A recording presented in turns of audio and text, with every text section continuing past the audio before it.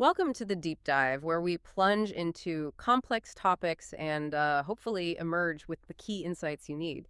Today, we're diving headfirst into a world that, well, until very recently, was pretty much just for highly skilled human artists. 3D modeling. Think about those, intricate details, the lifelike textures, that amazing sense of immersion you get from a really well done 3D scene. It's this visually rich universe. And our mission today is basically to give you a shortcut to understanding how artificial intelligence is now rapidly transforming it. We're not just talking about AI generating static images anymore. No, this is about actively creating, manipulating, even controlling complex 3D environments and objects. You'll get the cutting edge picture, really, from that painstaking hands on human craft all the way to this revolutionary AI control and generation.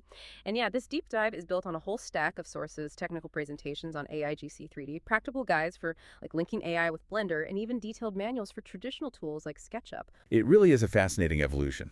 And we'll explore it from the ground up, starting with, the human effort, the traditional way, before getting into how AI is stepping in and, well, what that actually means for the future. Okay, so let's unpack this, starting with where it all began, right?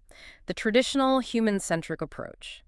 For ages, this was, and honestly for many people still is, a highly skilled, meticulous craft, demands incredible patience, precision. Exactly. Yeah, take a tool like SketchUp is a perfect example of that, hands-on 3D creation. The core isn't just drawing lines. It's about precisely defining every single point, every line in a 3D space. And then you're systematically building up these complex forms. It's kind of like shaping virtual clay, but, with mathematical precision. Right. And it really highlights that iterative, deliberate nature of the work. You might start with a simple 2D shape, maybe a rectangle, then use a tool like push-pull to literally extrude it, give it height or depth. Or you draw a really delicate profile, like, say, the silhouette of a wine glass, and then use a follow-me function to spin that 2D shape around an axis. Suddenly you have this complex 3D object, that painstaking detail going from just an outline to revolving it into something intricate. It really speaks volumes about the sheer craft involved in traditional 3D modeling. It's less about just raw creativity at first, more about precise step-by-step execution. That's absolutely right. Whether you're building a simple house model, extruding walls from a base shape, maybe adding eaves by following a path, Hmm. or even making a sphere by rotating a half circle, it's all about breaking down a complex object into these fundamental geometric steps. And it goes beyond just the basic shapes, too.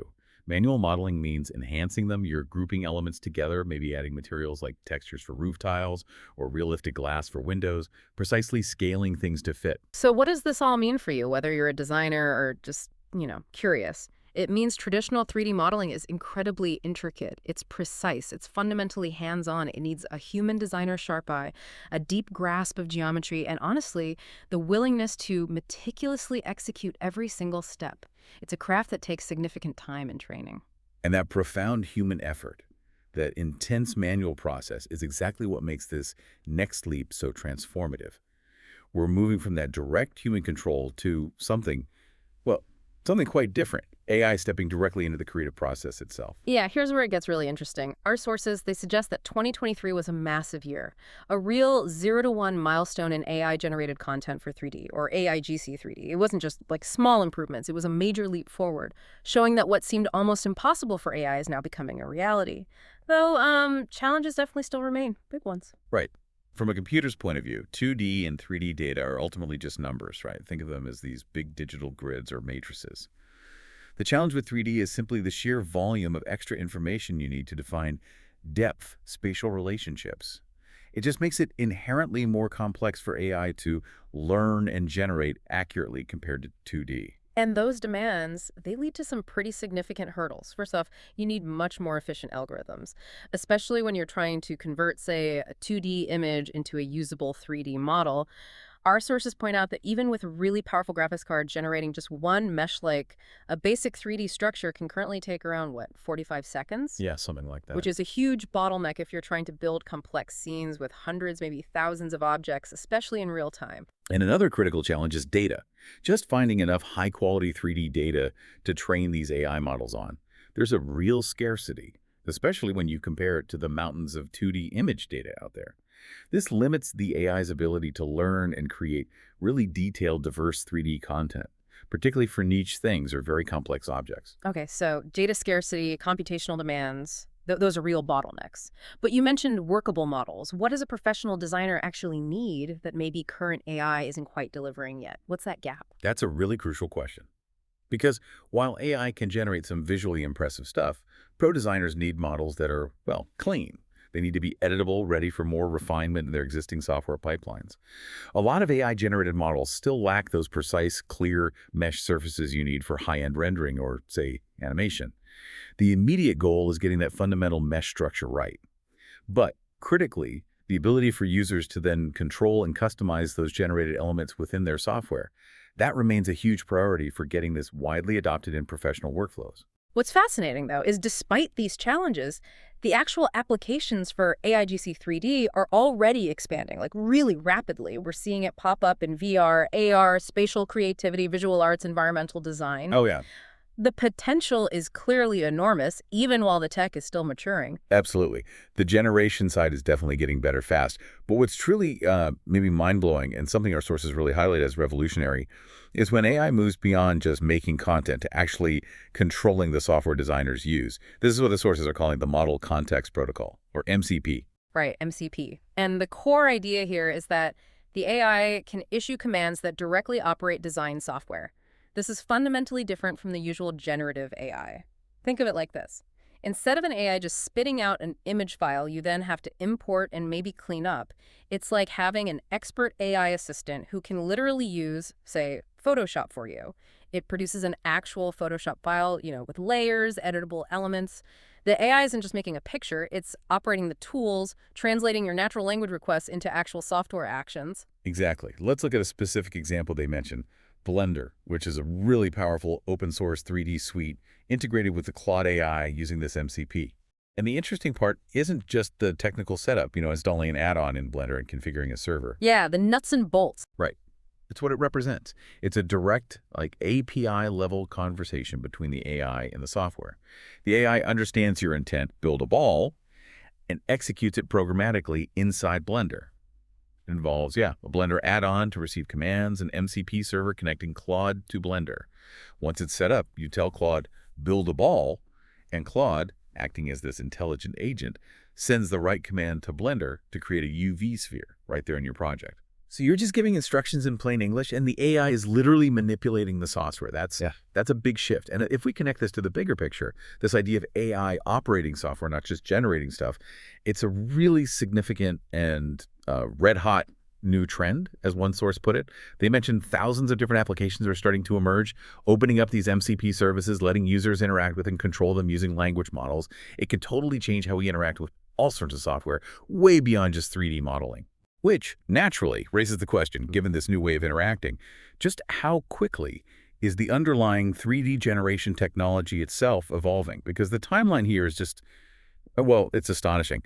Let's maybe walk through the progression of some key AIGC 3D techniques starting around 2020 up to late 2023. Okay, good idea. So we start with NeRF.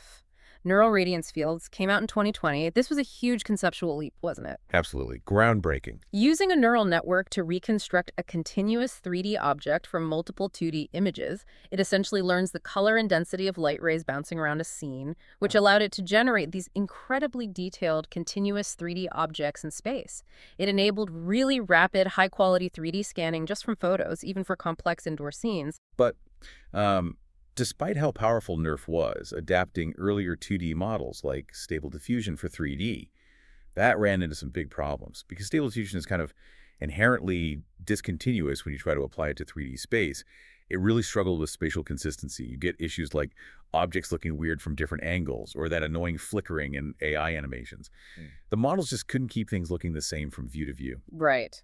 Which brings us to 0123, released in March 2023. This technique tackled that continuity problem head-on, right? Exactly. By training on big data sets of objects photographed from many angles, it learned the connections between different viewpoints. So you could give it just a single input image and tell it a specific camera angle, and it could generate quite accurate, spatially consistent pictures of that object from various new perspectives using a diffusion model. Okay, so 0123 helped with consistency. But even before that, late 2022, OpenAI released Point E. What was that about? Point E was an early but really important step. Its goal was to turn 2D images into 3D point clouds, which is Basically just a collection of 3D data points. XYZ coordinates representing the surface, kind of like what you get from a 3D scanner. So like dots in space. Pretty much, yeah. Gosh. Not a solid model yet. But then building on Point E, OpenAI unveiled Shap-E in May 2023. And that was a major leap. Shap-E could actually convert those raw point cloud representations into full, more usable 3D meshes, solid surfaces, which meant much more detailed models from just 2D images. And around the same time, September 2022, actually, Google released DreamGaussian. That was powerful because it generated 3D models based purely on text descriptions, no input image needed. Okay, so text to 3D, image to points, points to meshes. Then came Gaussian splatting in August 2023. This one seemed to make a big splash. Why was it so significant? Gaussian splatting really took off, yeah. It became mainstream fast because it changed how 3D scenes are represented and rendered, aiming for real-time performance with super high visual quality. It drastically optimized the speed and reduced the time needed to process and refine models.